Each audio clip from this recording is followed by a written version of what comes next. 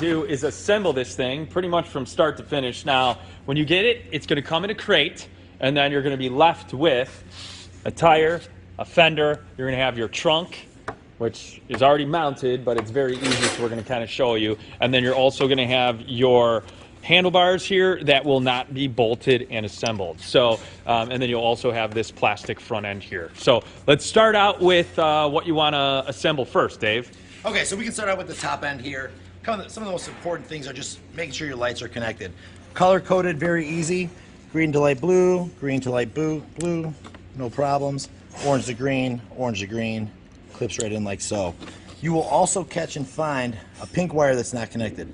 Do not connect this. This is for 60 volt circuits only. You have a 48 volt, so you do not need to connect this. You just tuck that safely in there. Then what you're going to want to do is, before you bolt this all up, you're going to want to make sure that you get this axle bolt right there. So that is basically one bolt to hold on. One bolt. Okay, cool. So that's basically step one. So then what you're going to do is you're just going to line these up. You'll see the little screw holes here. Yep. They're going to match up to the front face right here and here. Got it. Just go ahead, make sure your wires aren't being pinched. Line those guys up like so, and then you'll install your screws. So taking your Phillips screwdriver, you're just going to want to install some of these screws right here that's going to hold on to your front headlight assembly. Just want to go nice and gently tight. Don't overdo it, you will crack the plastic. So like so.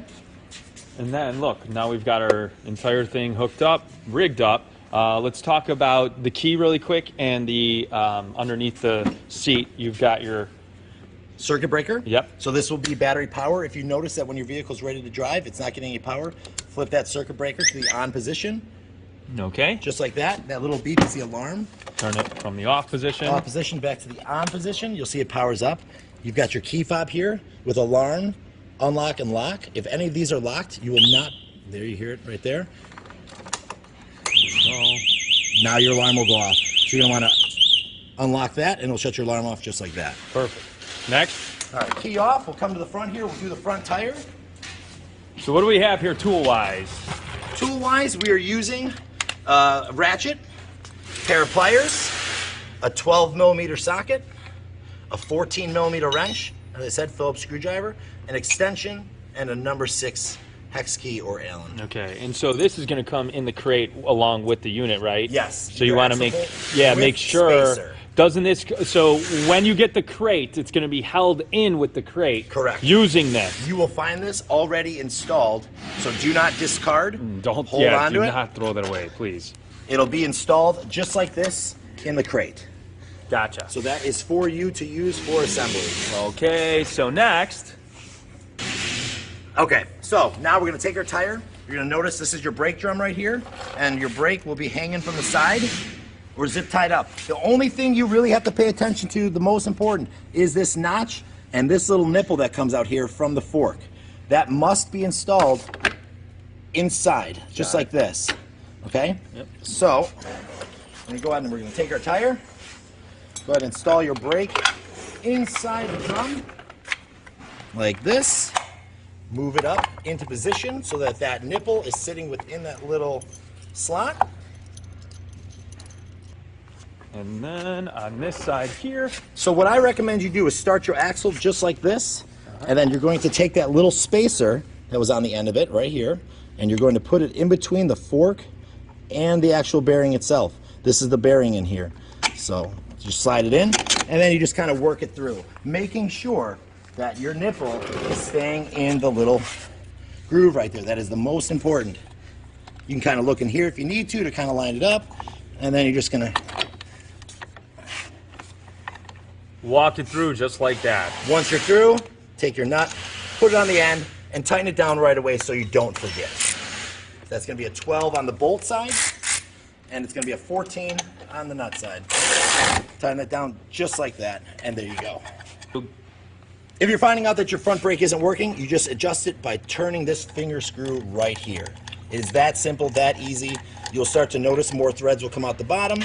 The more threads, the more sensitive your braking is going to be. Cool. Next. Next, we can throw on our fender. I recommend doing the fender after the tire. It just makes it so much easier. It's going to fit into these two holes on each side right here. Come over the side, put them in, and start them with your fingers. Very simple. Don't over tighten. And then you will use your number 6 Allen.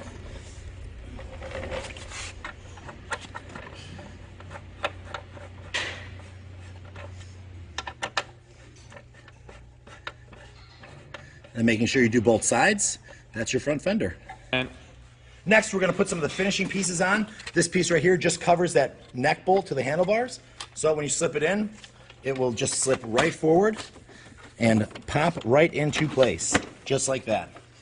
Come around the front, you'll grab 2 screws with your Phillips screwdriver and secure those in. Those are going to secure right here and right here. There's just 2. okay. So installing that second screw just to make sure everything's nice and tight.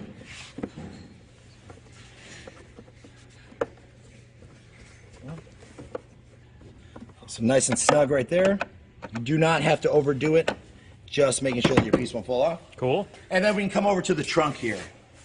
The trunk is very easy. You'll have its own set of key for the trunk. All you need to do, you will see 4 brass screws with some bars underneath. You use those bars to work across as perpendicular, and it'll hold into the already installed frame back here. Got it. So you put your trunk on, drop the 4 bolts in, use those crossbars, and cover it with a finisher. There you go. Lastly, mirrors. Mirrors are pretty easy. Your mirrors will come in a separate brown box underneath the seat. As you can see, uninstalling it is just as easy as installing it. You'll have this little stopper screw up here. You'll back that up all the way, put it right in the hole, and righty-tighty. there you have it.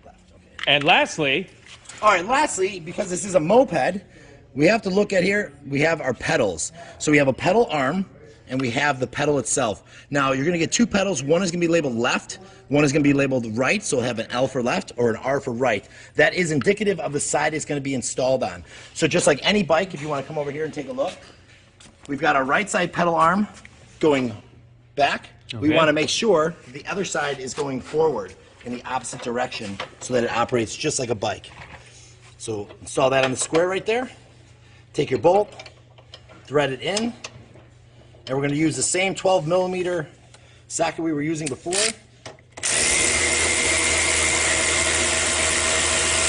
Install that arm nice and snug, and then back to your pedal.